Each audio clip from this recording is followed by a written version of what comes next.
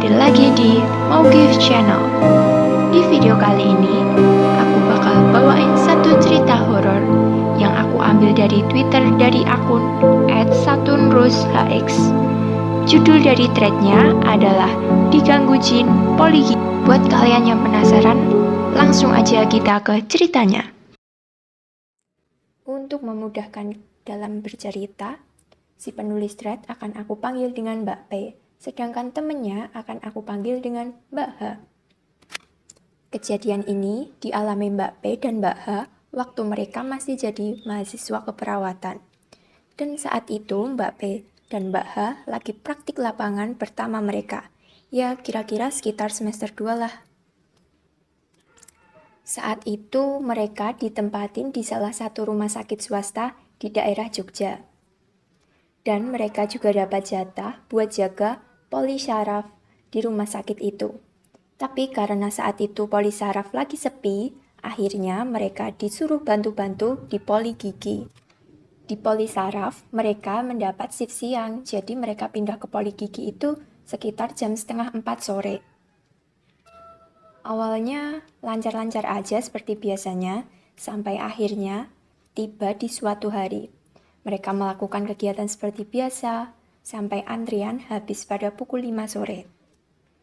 Karena setelah ditunggu beberapa menit dan gak ada pasien yang datang, akhirnya dokternya izin buat makan, dan mereka berdua disuruh buat jagain dulu. Karena gak ada pasien yang datang, akhirnya mereka berdua memutuskan untuk selfie-selfie. Karena pada saat itu mereka juga lagi pakai baju putih-putih ala perawat gitu guys. Tapi pukul 5:30 kurang ada mbak-mbak masuk gitu. Gak serem sih. Mbaknya bilang misi seperti biasa. Dan mbaknya juga sambil nunduk kayak hormat gitu. Jadi kayak manusia biasa. Ciri-ciri mbaknya sendiri, mukanya sama kulitnya agak pucat. Matanya ada mata pandanya hitam dan sedikit belekan gitu. Sampai ada bekas-bekas beleknya yang kering gitu di pinggir matanya. Buat kalian yang nggak tahu apa itu belekan, jadi belekan itu kotoran berbentuk lendir tipis yang keluar alami oleh mata. Selain ciri-ciri tadi, mbak-mbaknya juga pakai baju merah kusem polos sampai bawah lutut, lengan bajunya sampai pergelangan tangan, rambutnya hitam sepinggang sambil dikepang. Jadi dikepangnya itu dikepang samping dan penampilannya itu acak-acakan kayak belum cuci muka sama belum sisiran gitu. Mbaknya juga pakai sandal jepit kayu yang modelnya jadul. Jadi kalian kebayangkan gimana penampilan dan ciri-ciri mbaknya. Selain itu, ada juga keanehan, di mana sistem komputernya juga tidak mendeteksi kalau ada pasien baru. Tapi saat itu Mbak P sama Mbak H masih positive thinking. Mereka berpikir mungkin belum diinput sama petugas pendaftarannya. Kemudian Mbak baju merah tadi langsung duduk di kursi dental tanpa disuruh. Kakinya selonjoran dan ngangkang. Ngangkangnya ini bukan sekedar ngangkang guys, tapi udah kayak mau split. Kebayangkan kalian gimana itu lebarnya ngangkang udah kayak mau split.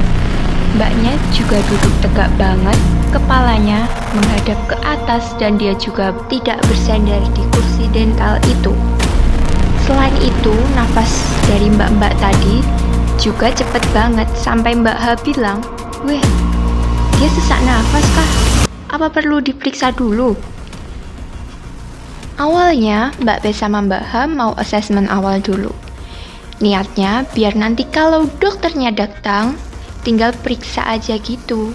Tapi karena tingkah laku mbaknya tadi aneh, jadi Mbak P sama H jadi ragu dan sungkan gitu mau tanya. Akhirnya mereka bertiga diam-diaman. Sampai Mbak P ini batin dalam hati gitu. Apa nggak pegel itu? Setelah hampir 10 menitan mereka diam-diaman, akhirnya Mbak H tanya ke pasien itu, "Maaf Mbak, namanya siapa? Mau saya catat." Dengan posisinya tadi yang gak berubah, mbaknya itu menjawab dengan lirih dan bisik-bisik. Mulutnya memang gerak, tapi geraknya itu mangap atau membuka lebar kayak slow-mo gitu. Jadi kalian bisa bayangin mulutnya buka lebar sambil slow-mo itu kayak gimana itu. Kalian bisa bayangin kan? Setelah membuka mulut lebar tapi sambil kayak slow-mo tadi, mbaknya itu nggak menutup mulutnya guys. Jadi mulutnya itu kayak membuka terus gitu, permanen gitu. Dan maaf nih ya, keluar air liur mengalir ke leher dari mulutnya yang membuka lebar tadi. Setelah kejadian itu, Mbak P sama Mbak H cuma bisa diam-diaman karena mereka pasti juga kaget dong melihat kejadian kayak gitu. Lalu mereka chatan, jadi mereka nggak bicara secara langsung, melainkan mereka chatan. Dan di chat, Mbak H bilang, ini ODGJ bukan sih? Ngeri banget, mending keluar dulu yuk, Bu. Bilang aja mau sholat. Dan akhirnya Mbak P bilang ke pasien itu kalau dia sama Mbak H mau keluar manggil dokter. Pada saat Mbak P ngomong ke pasien itu, posisi pasien tadi masih tetap sama, yaitu dengan mulut membuka lebar dan sambil menghadap ke atas. Akhirnya Mbak P dan Mbak H keluar nih menuju ruang dokter. Waktu di jalan menuju ruang dokter, Mbak H bilang, kasihan ya, mungkin saking sakitnya gigi dia sampai nggak bisa mengontrol mulut sama air liurnya. Waktu mereka sampai ke ruang dokter, mereka bilang tuh ke dokternya kalau ada pasien baru. Lalu dokternya cek di HP-nya, dan ternyata di HP dokternya itu nggak ada pasien baru gitu, atau nggak connect gitu. Dan mereka akhirnya kembali dong ke polinya tadi, dan beneran pasien tadi udah nggak ada. Sampai dokternya itu ikutan nyari-nyari keluar gitu. Waktu dokternya lagi nyari, mereka berdua malah fokus ke kursi dental yang di atasnya banyak cairan gitu. Mbak P sama Mbak H berasumsi bahwa cairan itu adalah air liur dari mbak-mbak tadi. Cairannya itu bening seperti air liur pada umumnya, tapi mengeluarkan bau yang bau banget gitu. Lalu mereka berdua bersihinlah pakai tisu, lalu dibuang ke tempat sampah infeksius. Setelah dicari-cari dan gak ketemu, akhirnya mereka memutuskan untuk tutup aja karena udah gak ada pasien lagi. Kemudian mereka sholat isya dan Mbak P sama Mbak H ditraktir sama dokternya tadi. Waktu ditraktir itu mereka sambil ngobrol-ngobrol tentang mbak-mbak pasien tadi, tapi dokternya nggak nganggap serius dan bilang nggak usah kaget karena itu udah biasa. Keesokan harinya, Mbak P mendapat shift siang, sedangkan Mbak H mendapat shift pagi. FYI aja, Mbak P sama Mbak H itu tinggal dalam satu kamar, jadi mereka kayak ngekos bareng gitu. Lalu, waktu Mbak P lagi di rumah sakit, sekitar jam 5 sore dia dapat telepon dari Mbak H yang lagi di kos. Mbak H bilang ketika dia baru bangun dari tidur, dia menginjak semacam lendir gitu di lantai. Mbak P yang mendapat telepon itu juga bingung dong dari mana itu lendir datang. Akhirnya Mbak H pun membersihkan lendir itu dengan tisu, lalu dibuang ke tempat sampah. Dan malamnya Mbak P pulang ke kos. Lalu mereka berdua tidur, dan waktu jam 3 pagi mereka kebangun karena dengar suara orang meludah kenceng. Kata Mbak P, meludah itu kayak orang mau muntah gitu guys. Lalu mereka berdua mencari tahu siapa itu yang meludah kenceng banget malam-malam. Dan ternyata setelah mereka mencari tahu dan mereka memutuskan untuk kembali tidur. Tapi ketika mereka mau tidur, mereka malah mencium semacam bau baunya ini, mohon maaf ini, seperti luka diabetes gitu. Akhirnya mereka nggak jadi tidur dong. Dan mereka mutusin buat nyari sumber bau itu. Dan ternyata malah muncul lagi semacam lendir itu di tembok. Dan lendirnya itu mengeluarkan bau yang sama seperti bau luka tadi. Akhirnya Mbak P dan Mbak H diem dong sambil lihat-lihatan. Dan mereka mulai kepikiran soal kejadian kemarin di poli gigi itu. Hari berganti tapi masih aja ada teror lendir itu. Kadang ada di lantai, dinding, kasur. Sampai mereka mau mandi pun, kadang di kamar mandinya juga ada lendir itu. Karena teror itu terus berlanjut, mereka juga mulai gak nyaman. Dan risih tentunya. Ya dong, siapa juga yang nyaman kalau terus-terusan diganggu teror kayak gitu. Pasti kalau kita ngalamin, kita pasti juga merasa gak nyaman. Dan akhirnya Mbak P sama Mbak H, sebelum tidur mereka menghidupin murotal. Kadang juga mereka pakai headset yang full musik.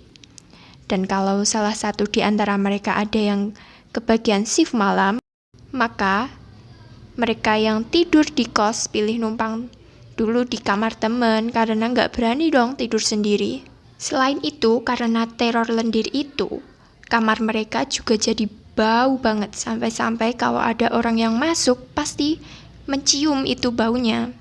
Mbak P sama Mbak H sudah mengakali gitu dengan memasang pengharum ruangan yang banyak, tetapi masih aja nggak mempan gitu guys, baunya tetap aja tercium bau busuk itu. Tadi kan aku bilang mereka sering bersihin lendir tadi pakai tisu, jadi pasti sampah tisu mereka itu banyak banget dong.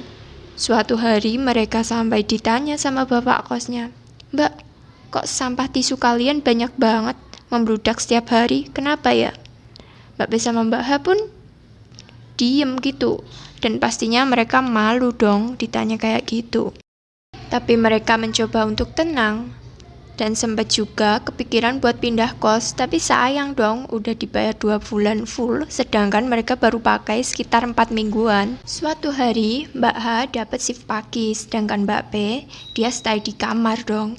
Tiba-tiba Mbak H pulang sekitar jam 10 pagi sambil nangis-nangis karena baju dan di punggungnya dia ketempelan lendir itu. Dan ketempelannya itu lumayan banyak. Mereka bingung dong karena waktu dipakai baju itu masih bersih aja. Tapi tiba-tiba ketempelan lendir yang entah datangnya dari mana. Karena Mbak H sedikit emosi dan takut, akhirnya dia membakar baju dan bilang, "Please stop, jangan gangguin kita. Kita salah apa sih?" Karena kejadian itu, mereka berdua memutuskan untuk mengungsi di kamar temannya yang ada di lantai atas. Mereka akhirnya tidur berempat, lalu ketika tidur, Mbak P ketindihan dan kebangun jam 11 malam. Tapi ketindihannya itu masih ketindihan biasa, ya seperti ketindihan pada umumnya ya. Dan setelah ketindihan itu, Mbak P memutuskan untuk tidur lagi. Sekitar jam 3 pagi, Mbak H kebangun sambil nangis-nangis karena dia juga ketindihan. Tapi ketindihannya itu sambil dilihatin mbak-mbak baju merah yang merayap di tembok dan sambil meludah. Akhirnya mereka berempat gak tidur dong sampai pagi karena buat nenangin satu sama lain. Keesokan paginya mereka mutusin buat ngechat dosen yang ngajar agama gitu. Lalu mereka cerita ke dosen tersebut. Lalu dosen tersebut menyuruh mereka buat standby di kamar sehabis sholat isya. Jadi dosennya ini mau memimpin doa, tapi lewat telepon gitu. Akhirnya tiba setelah sholat isya, mereka teleponan sama dosen dan disuruh loudspeaker. Dosennya pun mulai berdoa. Setelah selesai berdoa, si dosen meminta buat si penunggu itu supaya nggak gangguin mereka berdua lagi.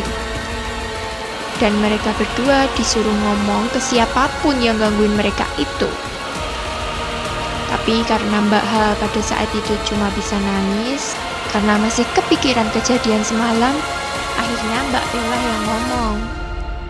Mbak P ngomong gini, kita minta maaf kalau ada perbuatan kita yang gak berkenan atau kurang sopan. Tolong jangan ganggu kita lagi. Kita di sini cuma mau cari ilmu, gak ada maksud yang lain. Singkatnya, mereka tidur jam 1 malam. Tapi, alhamdulillahnya saat itu aman-aman aja. Sampai pagi pun gak ada tuh lendir atau ludah yang muncul di kamar mereka lagi. Tapi, setelah mereka keluar kamar, tebak apa? Ya, lendir atau ludahnya tadi itu berpindah di luar kamar, lebih tepatnya di depan pintu. Dan sialnya, mereka nginjak ludah itu. Kebayang nggak gimana?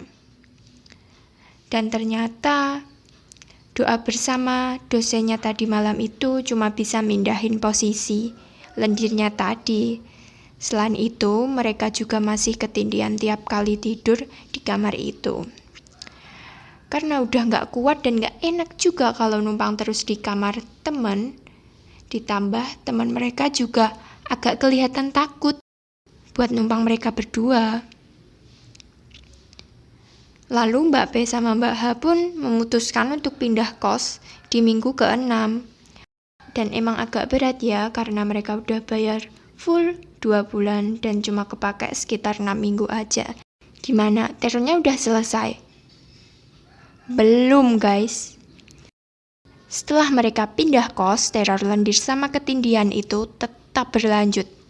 Dan puncaknya, ketika Mbak H tidur, dia ketindihan lagi.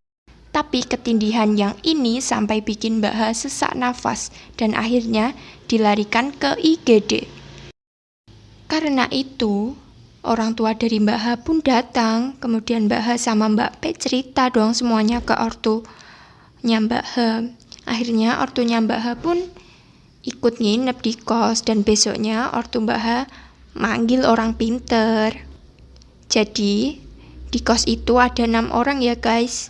Yang pertama ada Mbak P, kemudian Mbak H, bapak ibunya Mbak H, dan 2 orang pinter yang... Jadi setelah orang tua Mbak H manggil orang pinter lagi di kamar mereka, jadinya ada 6 orang ya guys.